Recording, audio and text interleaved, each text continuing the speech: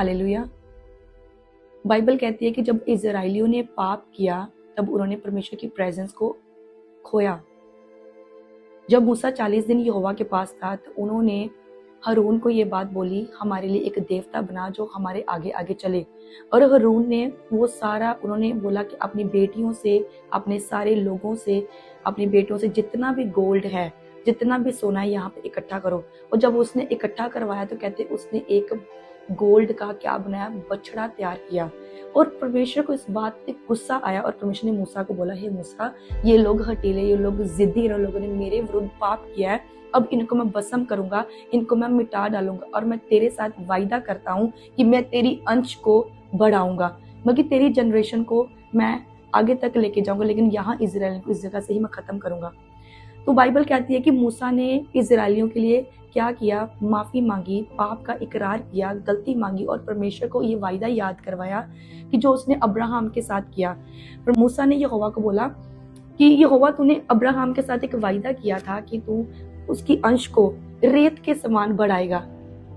और परमेश्वर को जब वो वायदा याद करवाया तो उसका, परमेश्वर का जो क्रोध था वो थम गया। वो परमेश्वर ने बोला ठीक है, मैं इनको नहीं मिटाऊंगा। पर परमेश्वर ने बोला, मूसा, इनको तू दूसरे देश पर कूच करवा ले जा। हम पढ़ेंगे निर्गमन चैप्टर 33 वर्स नंबर 3 में, तुम लोग उस देश को जाओ जिसमें दूध और मधु की धारा बहती है, परंतु तुम हटीले हो। इस कारण मैं तुम्हारे बीच में होके ना चलूंगा, ऐसा ना हो कि मैं मार्ग में तुम्हारा अंत कर डालूं।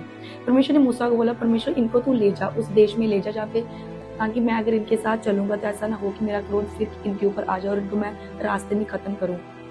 क्योंकि परमेश्वर उनसे दूर हो गए थे, परमेश्वर उनसे थोड़ा हट गए थे, परमेश्वर की हजूरी उनसे चली गई थी। उसका रीजन ये था क्योंकि उन्होंने पाप किया था और परमेश्वर इस चीज को नहीं बुला पा रहे थे। जब हम अपनी गलती में छोटा सा पाप भी करते हैं तो परमेश्वर की हुजूरी हमारी जिंदगी से चली जाती है। पर मूसा ने परमेश्वर से क्या बोला, जब हम 15 वर्ष को पढ़ेंगे, उसने उससे कहा, यदि तू आप ना चले तो हमें यहाँ से आगे ना ले चल। मूसा परमेश्वर की हुजूरी को इतना अच्छे से समझता था कि परमेश्वर अगर हमारे साथ वहां तक नहीं जाएगा, दूसरे देश तक नहीं कूच करेगा, तो मैं कुछ भी नहीं हूँ। मूसा अकेला 0 था, लेकिन परमेश्वर की हुजूरी के साथ वो 100% था। उसको ये बात पता थी। उसने साफ बोला कि परमेश्वर, अगर तू हमारे साथ नहीं चलेगा तो हमें वहां, यहाँ से उधर मत ले जा। उसने इजराइलियों के लिए क्या मांगी, पाप के क्या मांगा, इकरार किया, माफी मांगी।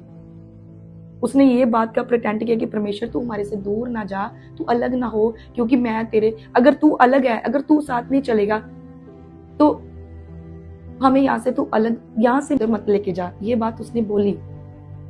अगर आप ये बात जान जाओ कि मुझे परमेश्वर की वैल्यू, आप इतने सेंसिटिव हो जाओ कि मुझे परमेश्वर की हुजूरी को अपनी जिंदगी से नहीं खोना, मुझे छोटा सा भी पाप नहीं करना ताकि परमेश्वर मेरी जिंदगी से ना जाए। अगर आप ये बात को समझ जाओ कि परमेश्वर को मुझे अपनी लाइफ से अलग नहीं होने देना, तो आप कभी पाप ना करो। उस चीज को कभी भी अपनी लाइफ में पूरा ना होने दो। कभी भी इस चीज को समझ जाना कि अगर आप स्ट्रगल को फेस करो, अगर आप इतनी प्रार्थना करने वाले, प्रेजेंस में जाने वाले, सडनली छोटे से पाप करने, स्ट्रगल कर रहे हो, लाइफ स्मूथ नहीं चल रही, तो आप समझ जाओगे मुझे तौबा करनी है।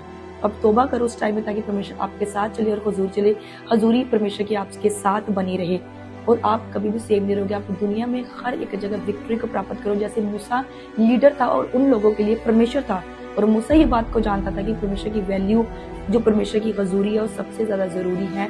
इसीलिए परमेश्वर की हुजूरी का वो बात उसने मांगा कि प्रभु, तू हमारे से दूर ना हो, इनके साथ बना रहे और मेरे साथ बना रहे।